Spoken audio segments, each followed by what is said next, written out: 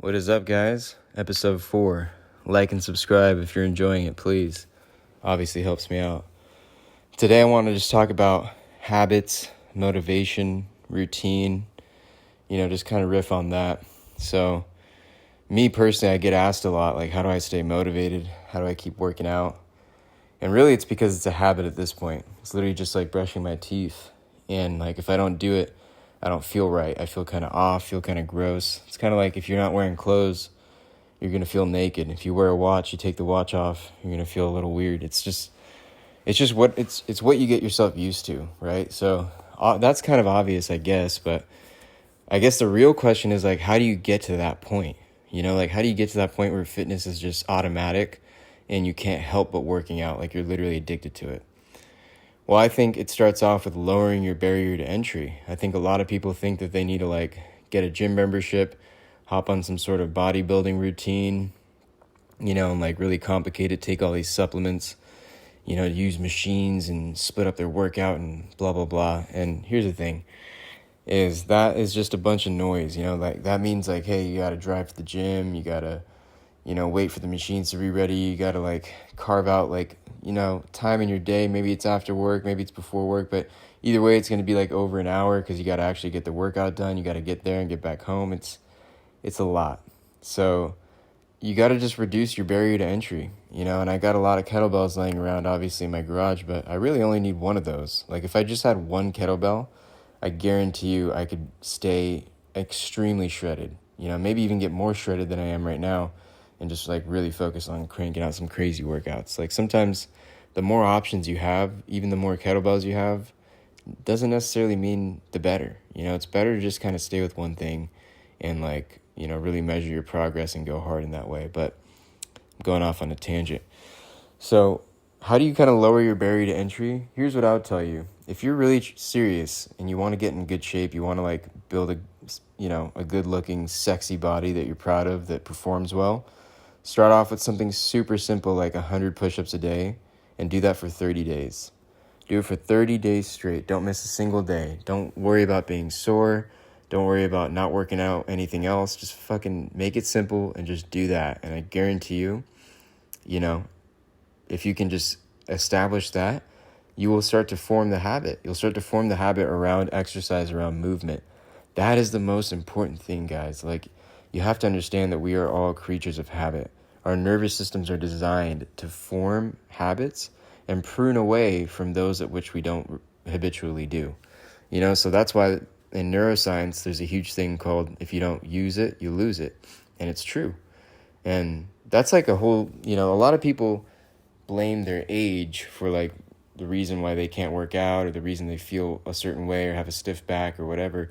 But it's not your age. It's an addition. It's a cumulative effect of what you've been doing over time. So if you haven't been, like, sitting in a deep squat like an Asian grandpa, or moving your body in certain ways or using your body for years, of course you're going to develop some chronic pain or limited range of motion and all the types of stuff that people attribute to aging. But it's not aging. It's time spent not doing stuff. There are plenty of 40 or 50, even 60, 70-year-olds that probably move a lot better and are stronger and more functional than a lot of 20-something-year-olds. It's crazy. And it's because they spent a lot of time doing the opposite, conditioning these things. Like, I'm not saying that, over time your body won't degenerate in certain ways. Yeah, it will. But can you severely prevent or counteract that degeneration by moving, exercising, breathing, and eating right? Absolutely you can. So start small. You have to start super small, 100 push-ups a day. You'll notice your body change, and most importantly, you will build the habit, and that's what it's all about. For me, I have an extremely addictive personality, and if I don't do stuff like this, I will do terrible stuff like I have in my past. When I was a lot younger in college, I guess not a lot younger, but a good amount younger, I experimented with a lot of stuff, if you know what I mean. And that was because I had that addictive personality. I was diagnosed with quote-unquote ADHD. And from a very young age, I've always been this way. I've always gravitated toward dangerous, risky behavior. I've risked my life tons of times doing stupid things. I've broken the law. I've, all that type of stuff. I've done You name it, I've done it. It's not something I'm super proud of, but it's the side effect of having ADHD. Like I just crave a lot of stimulation. And I'm sure a lot of us do nowadays. And I think, with technology and apps and all that type of stuff, like it's only getting worse in today's youth and our generation. And so I've, found fitness, and that's kind of my outlet. And if I don't do this, I know that I'll gravitate toward bad things, bad food, bad, whatever it may be. That's what happens if you don't start to channel your energy properly. So if you have ADHD, fitness is a huge key. And like kind of touching back on what we were talking about last week on the carnivore diet and fasting and all that, like a lot of that really cured my ADHD, because you realize like ADHD is a lot of it comes from you eating the wrong food, like a lot of sugar and carbs, because it zaps your pleasure reward centers. So like you're constantly desensitizing your pleasure and reward centers in your brain. So basically raising the bar for anything to feel good in life. So you get bored easier. You crave, higher stimulation activities, which again are like risky, dangerous, or drugs, things like that. So you kind of prime yourself if you eat that much sugar to basically be depressed and seek stimulation in where you shouldn't seek it. So erasing sugar from your diet is a huge thing if you have any sort of ADHD or focusing problems, or you have like an addictive personality like I do. So kind of embracing my addictive personality and my ADHD, I realized everything is a habit. I mean, even our personalities, you can argue, our personality is an accumulation of all of our habits, really is what it is. It's like the way you habitually react to things, the way you habitually see the world, the way you habitually judge people, the way you habitually speak, walk, carry yourself, your posture. All of these things kind of make you and your personality. And simply being aware of them is extremely powerful. That's where like meditation comes in. Meditation doesn't have to be this silent cross-legged act that you perform. It could be applied to working out, movement, walking, anything that you're doing. You can be meditating by clearing your mind and focusing, and just kind of paying attention to, how you're reacting to things, what's the external environment doing to yourself, all this type of stuff. I think it might be worth mentioning also what the hell I'm doing in this video. Like this was Sunday, which is yesterday, and I meant to upload this yesterday, but I already talked through this whole video one time before, and I didn't like it. It sounded terrible, so I deleted it, and here I am again. So now it's Monday, and I got the day off, so I thought I had the luxury of doing that. Why not? So in this video, all I'm doing is kettlebell curls, and not to failure. Like this is a rest day for me, so I'm literally just doing just enough. So 5 kettlebell curls, like 5 dips, and then 5 leg lifts. And I did that cycle 10 times. So 10 times total. Took me 26 minutes, as you can see in this video. And I'm taking my time, not even breathing heavy, not getting the heart rate up, just going through the motions, getting the blood flow, stimulating the muscles. And, it's you can't go hard every day. But for me, back to the whole habit thing, I have to do it every day. I just have to. It doesn't feel right if I don't. And I'd rather work out every day and some days not be as intense as others and kind of judge and mitigate things that way versus, having rest days and things like that. Because one rest day could easily turn into 2 rest days, which could easily turn into a week or months. And I'm sure people have been down that path many times. So it's really important, again, back to the original point, that you have something super simple that you start off with and you slowly build your body. People don't understand that, people just want to get big super fast, or jump into fitness or jump into weightlifting or bodybuilding. And yeah, you could do that. You can do that, but it's not going to be sustainable, and it's not going to produce that longevity, the longevity of results that you want to see, the body that you want to build over time and that you're proud of and that you feel utterly comfortable, powerful, and healthy inside of. And that, my friends, is a lifelong journey. It's not something that you can acquire in 3 months, 6 months. It's something that you can begin to feel and acquire for sure. But it's something that I have yet to achieve. I'm on a constant journey here. I can constantly get better, constantly keep growing and improving on my fitness and taking it to different levels. And, and when I say fitness, I mean everything, my mobility, my flexibility, my my imbalances, my speed, my physique, all these different facets. And it's so hard to focus on everything at once, because to train your endurance, you've got to train in a certain way. To train your strength, you've got to train in another way. To train for aesthetics, you've got to train in a different way. To train for whatever it may be, you get the picture. It's all different training modalities. And so it's like, how to combine them perfectly, how to time them so how long to train what to get results and to maintain the results of the other and to keep progressing in other levels. And it's a constant game, and it's very tricky, and it takes a lot of experimentation because everybody's different too. And that's what I found, like kind of listing all those things off, like to hit on all of the facets of fitness. I've definitely felt that the kettlebells are the best tools for that. Literally, they're the one tools that you can kind of redline yourself with, like really have that resistance training and cardio and very, very little risk of injury. And that's what I love about them, is that it's hard to get that with anything else, and you'd have to do a whole lot more with a whole lot more equipment and other type of stuff to achieve the same kind of benefits that you get with the kettlebells. So yeah, I think if I were to go so far to say, maybe just get a kettlebell. Holy shit, just get one kettlebell, start with a very simple routine. Like maybe you just do 50 swings a day. Maybe you just do 20 to 50 swings a day, whatever's comfortable for you. You do that for 30 days, and you ramp up to 50 swings and 50 push-ups a day. You do that for 30 days. And then you do 50 swings and 100 push-ups a day. You do that for 30 days. You're 3 months in. You got the habit by now. Now you're starting to ramp. Month 4, you do 100 swings and 100 push-ups a day, and then maybe you start to split your workouts out. Maybe a few days out of the week you do, push-ups and dips, and then the other few days you do swings and pull-ups, and then maybe you start to incorporate squats and thrusters at some point, and you guys get the picture. You can start to build a very easy workout regimen, this way. So don't overthink it. Don't make the barrier to entry too high. Don't think you got to get a gym membership. Don't think you got to be in some certain shape. And, a lot of things that stops people is their ego. They don't want to be seen at the gym or things like that. So you eliminate that barrier to entry, you're good. But actually another thing that I'll talk about, because I dealt with this, is pain, like joint pain,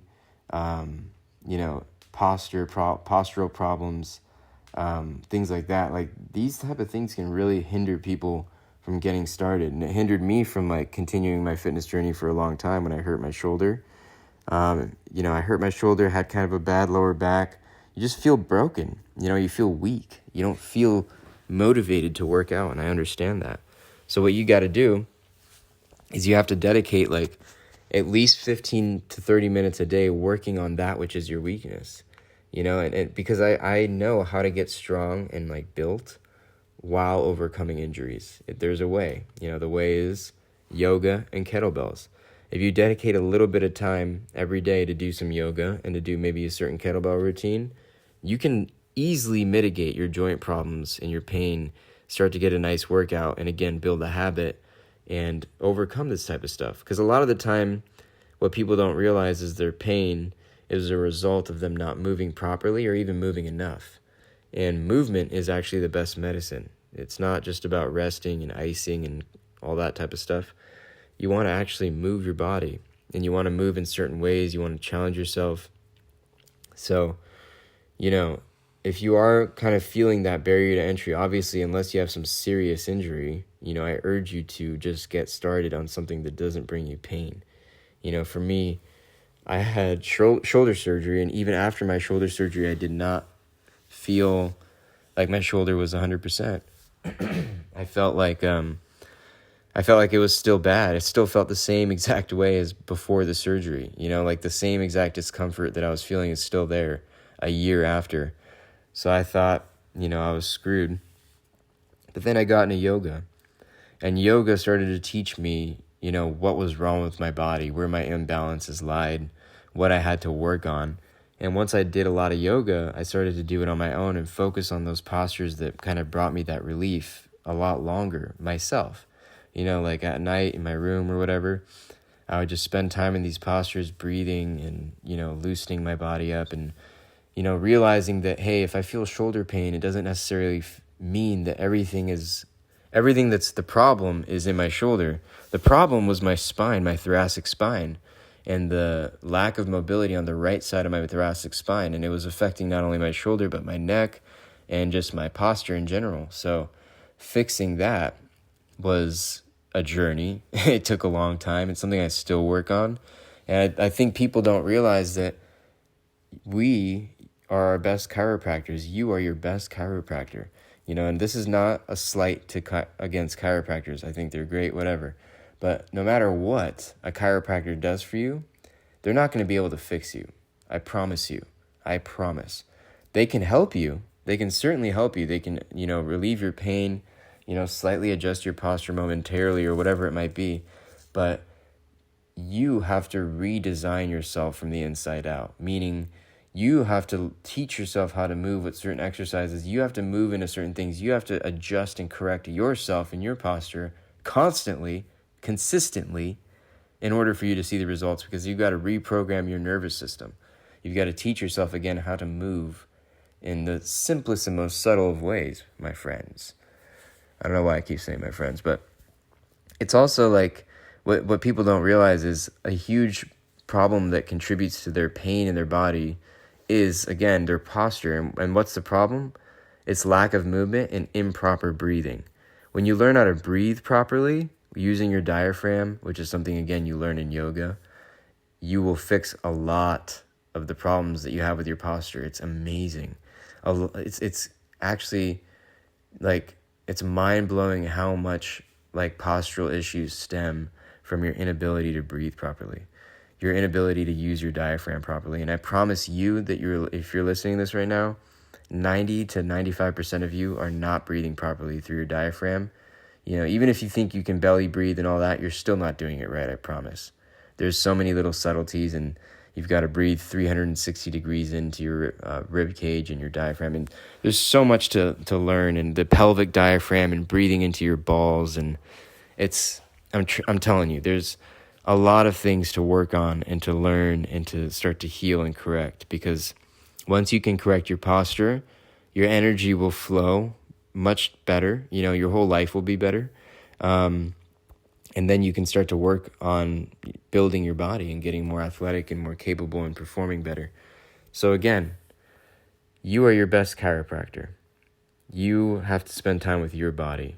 It's not an overnight thing. It's going to take a long time. It's going to take consistency. There's going to be frustration, judgment, but you just got to go through it. And that's a beautiful thing I think about yoga, is that you develop this personal, in-depth relationship with your body, and you start to understand it on such a level, and it's hard to explain to people, and people don't get it.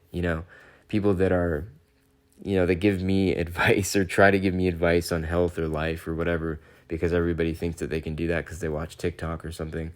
And I'm just kind of sitting there like nodding and smiling, like, honestly, like, whatever you're telling me, just stop. Because, like, unless you spend time with yourself, meditating, breathing, stretching, exercising, all this type of stuff, you're not gonna be on the same level as I am in terms of, like, understanding my body, my physique, my health, my wellness.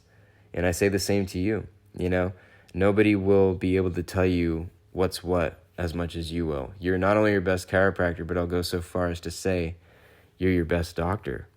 And that takes years of study and practice.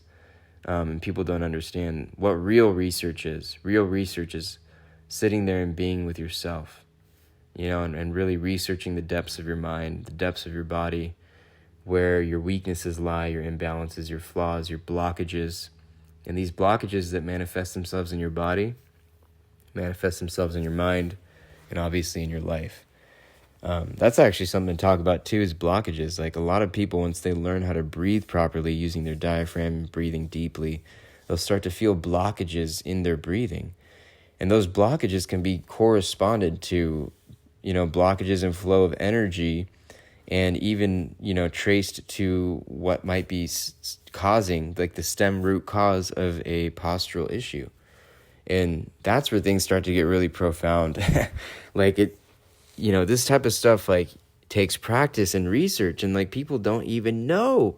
Like, people think that they need things, they need medication, they're, like, oh, I have a herniated disc, I have this or that. Like, people like to tell you what they know and what they think they know, but they really don't know shit.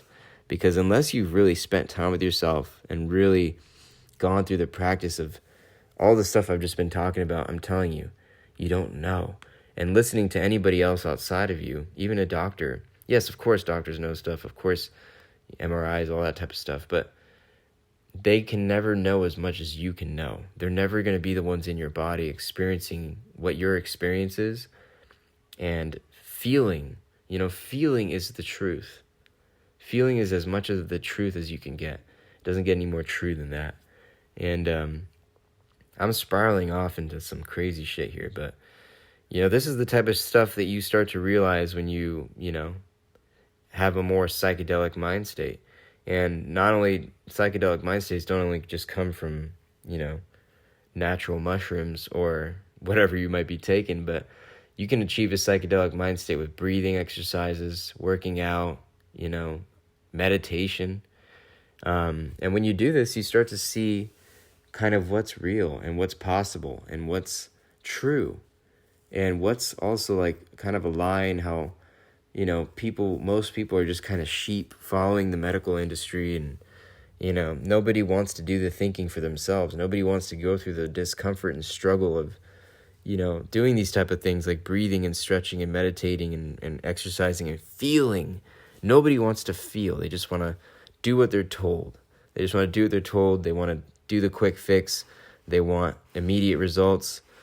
Well, you know what? And it goes all the way back to what I started this podcast off with today. It's all about consistency. And if you don't have consistency, you won't have anything in your life that is worth writing home about, that's worth being proud of. And if you want to achieve anything, you've got to be consistent in it. And maybe you already have something that you're proud of or that you've done, and you can already feel and and you can attest to the fact that it's all because of consistency. And even the bad things in your life, the bad things that are so hard to get rid of, bad habits and things like that, it's because you consistently still do them. And the more consistently you do something, the more hardwired it becomes in your nervous system, so that you don't have to waste energy thinking about or debating about or trying to get yourself to do it. You just do it, So that's the same thing with my workouts, my fitness. How do I stay motivated? How do I stay in shape? I don't stay motivated. Sometimes I don't want to freaking work out. I don't want to do it. I'd rather just sit down, drink some coffee, and watch something some mornings. You know how much I'd love to do that, how comfortable that sounds? Yeah, but do you know how terrible I would feel if I did do that after? How awful I would feel about myself, how shitty I would feel, how dirty, disgusting? I know, because I've built these habits. So when you build a habit of working out, you can't help but do it. You literally feel like a lazy, gross slob unless you really were to get your workout in. So I'll leave it at that, people. I've been rambling, and I hope this was useful. I hope this was productive for you, and I hope that you understand that if you want to build a life, a body that you're proud of, a life that feels good, healthy, and have a healthy lifestyle, sharp mind, sexy body, all that type of stuff, you have to lower your barrier to entry so that you can be ultra consistent. You have to do anything that it takes to set up consistency so that you can hit something every single day, 7 days a week, not feel too bad about it, even if it's 10 minutes. Try it. Try 100 push-ups a day for 30 days, and, let me know how it goes. But peace out to all of you. I wish you all the best of luck. I hope that you instill the best habits amongst yourself. You enjoy a nice little vice or two, and you have a wonderful life. Take it easy. Crush the week. Peace out.